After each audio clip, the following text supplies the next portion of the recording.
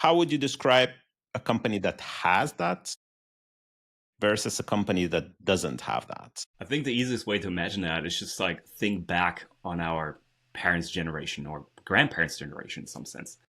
So way back when, post Second World War, like the purpose of the organization was to produce goods so that people would have a better life. People went to work in these organizations, speaking of larger organizations, not to self-actualize. They went there in order to put food on the table and care for their families and make sure they have a safe and secure life. That was the premise.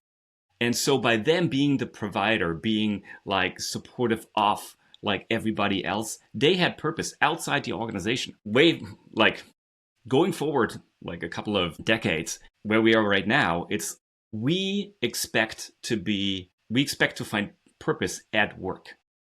Work is not just like work to make money. Work is a way of self-actualizing. Work is a way of developing myself, becoming my best self, and showing to the world that I made it.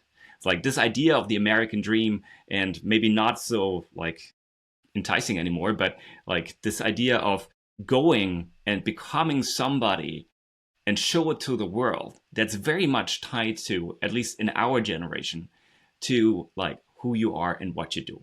Go to any party nowadays and it's all about, so what do you do for work? And chances are, if you don't have a good answer to that, you try to diverge. And if you have a good answer to that, you want everybody to hear it.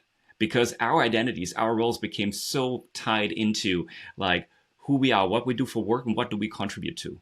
Compare somebody working for a small company, like a local tech company that nobody even heard of, and compare that to somebody that works for one of the big tech companies, like for example, OpenAI. If you meet that person, if you hear like what they have to say, who do you Yeah. think you're going to listen to more intensely? Who are you more interested in? Yeah. And this shows us like how important like that has become and the difference in terms of how we perceive people and what they contribute to society and our lives overall. Yeah.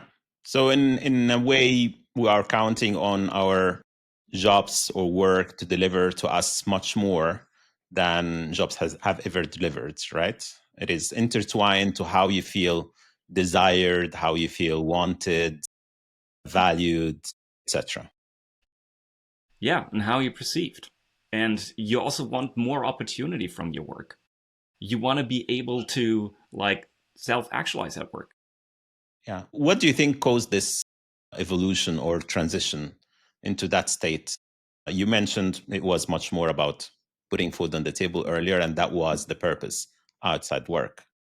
What made that shift? I'm sure like some historian will have a great answer to that. My perspective on it is that over the years we came to glorify careers, the way in which people made money and had impact on the world. And we have seen these stories all over, like Times Magazine, like the Person of the Year, for example, is a good one. Or if you look into media in the last 20 years, it was all about these hero entrepreneurs that like changed the world, right? Right now, if you look at companies, if you look at NVIDIA, for example, who do you see? You see the CEO most of the time as like the figurehead. While we know that the organization is much more than just the CEO, he's not making decisions in a vacuum, but we have this idea of like the leader being a hero.